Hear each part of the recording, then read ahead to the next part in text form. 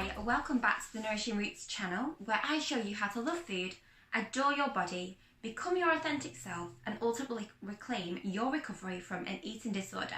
Now, in this week's video, apart from getting myself a lovely cup of tea, I'm going to be talking about the difficulty of gaining a healthy weight in recovery, but still suffering from eating disorder thoughts. Because this is something I've struggled with massively. It's something that people I work with struggle with on an ongoing basis. And to put things into perspective, what the struggles are is when someone might gain a weight that is considered as medically healthy in eating disorder recovery. So their doctor might say, your BMI is healthy now, you may not look emaciated, you might not look extremely ill, you might still be on the slim scale, or you may even look completely normal. You may have even overshooted your natural optimal weight. It doesn't really matter. But regardless of what your weight is, you may still be struggling with eating disorder related thoughts, whether that's thoughts about restriction, feeling scared around certain foods, still having fear foods or a big list of fear foods, and still partly, even if it's a small percent, still revolving your life around food, whether that's planning, worrying about eating out, not being able to socialise fully with friends, bringing along safe snacks and meals with you when you're out, and also worrying around unknown situations that involve food where you don't have full control.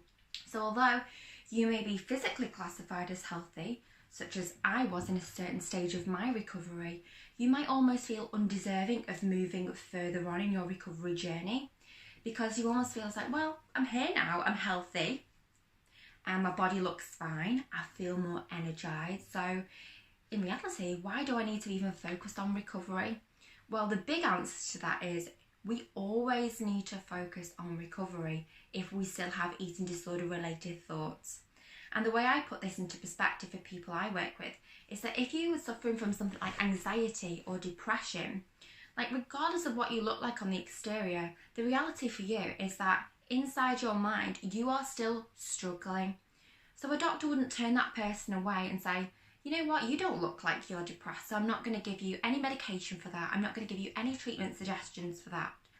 But yeah, with eating disorders, and my case included, I remember going to the doctors and my psychotherapist and saying, well, what's the point in moving further on and tackling even more fear foods, because I was so fearful around gaining even more weight, because I was even struggling with the weight that I currently was, because it was already healthy, someone had set me a target weight and had already reached that and actually over exceeded that. So in my mind, I was like, hang on, let's rein myself in a little bit. In fact, to be perfectly honest with you, at that time, I was even looking at kind of weight maintenance strategies and looking at how I could still eat healthily. But you know what? That was completely the wrong thing to do, because I've learned, and through helping other people, that one of the most important parts of recovery is not just gaining weight. That's just one small element, but it's about reclaiming your life fully back. So for me, that means being able to go out with friends and family off the cuff, being able to eat multiple meals and snacks a day without worrying about calories, definitely not calorie counting or worrying about what I'm going to eat the next day or even the next meal. And, you know, one example is I booked Disneyland Florida at the end of this year, and that's something I never thought I would be able to do, because spending 2 weeks in a country I've never been to, in a park where it's full of supposedly fast food, things that I would never allow myself to eat, cakes, chips, burgers, things I actually love now, to be quite honest, that would send me into such a flurry of panic. Like, I'd probably have a panic attack at the mere thought. But now I'm genuinely excited about it. Like, I can't even describe how excited I am about going to Disney, because it's been a lifelong dream for me. And in the eating disorder mindset, even if at the time I was a healthy weight, the idea of going to Disneyland would have been a complete no-go, and my life would be still limited. So you've got to ask yourself, is your life still limited in some way? And the hardest thing is that even if you are a healthy weight or a healthy BMI, you know, that needs to be put to one side completely, because the main thing is getting your life back on track and being able to go out to your favourite restaurants and cafes and living life to the full without food being the main priority. And of course, food's so important. It's our cultural connections with the world, it's our memories, it's the things that we, you know, associate with our most fondest and enjoyable times. And it's okay for food to be a good, important element of life, but if your life's completely revolving around food, rigidity and control, that's not the way to go, and it's definitely not how I want to live my life. And it's so sad when I work with people who've been in a similar situation and they too have got to a healthy weight now, but with the therapist they've struggled with the getting past that, okay, well, I'm physically well, but what comes next? And that what comes next is not just around regaining healthy relationships with food, it's about breaking away from the eating disorder identity completely. And that can be really difficult, especially if you've always seen yourself as a slim person with anorexia or someone who's been associated with the eating disorder for a long time in your life.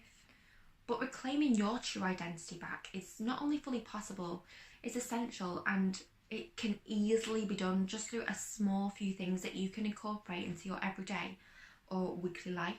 So for example, if your life's completely revolved around food and weight and rigidity, and you want to get your life back and you're at a healthy weight and you want to see what the next stages are, then I'd invite you to explore what's going on in your community at the moment.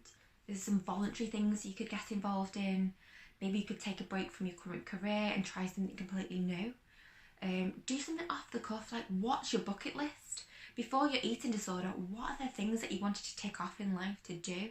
Like for me, as cheesy as it sounds, going to Disney was way up there, more so than travelling to Thailand and doing all these, you know, things that we're meant to do before we're 30. I also really want to swim with dolphins. I want to get married eventually. I want to, you know, live a full life where if I do have children, for example, I'm also able to set a good example for them and be a good role model. Now, could I do that at a healthy weight but still be restricted by an eating disorder? No, probably not. And when I view my life and other people's lives as the way I feel that we're meant to live them, I think we are meant to be happy. Not all the time, but a large majority of the time we're meant to be happy and living a free life where we can do things off the cuff, without restriction, without rigidity, without obsessive planning and having fair foods. So I'm thinking with this video and you watching this right now, I want to invite you to just say, am I still reclaiming my life? I may have gained a healthy amount of weight, but have I still got another journey to go if it involves getting to a healthier mindset? Because for me, a healthy mind so super exceeds a healthy body. And yes, the two go hand in hand, and we know that a physical body can lead to a healthy mind too. But most importantly, if the mind's unwell and you're not mentally functioning properly according to what your lifestyle is best suited at, your body's probably not going to go well along with that. Even if you are really super slim or you're a healthy weight, my main priority now is always my mental health. No matter what dieting trends are around or how tempted I may ever be at embarking on a weight loss regime, I know that my mind comes first. So I want to help you to put your mind first. And even if you are at a healthy weight, ask yourself, what other steps can I take to really reclaim my life back? Because ultimately that is the most important thing. So thanks for listening to this video.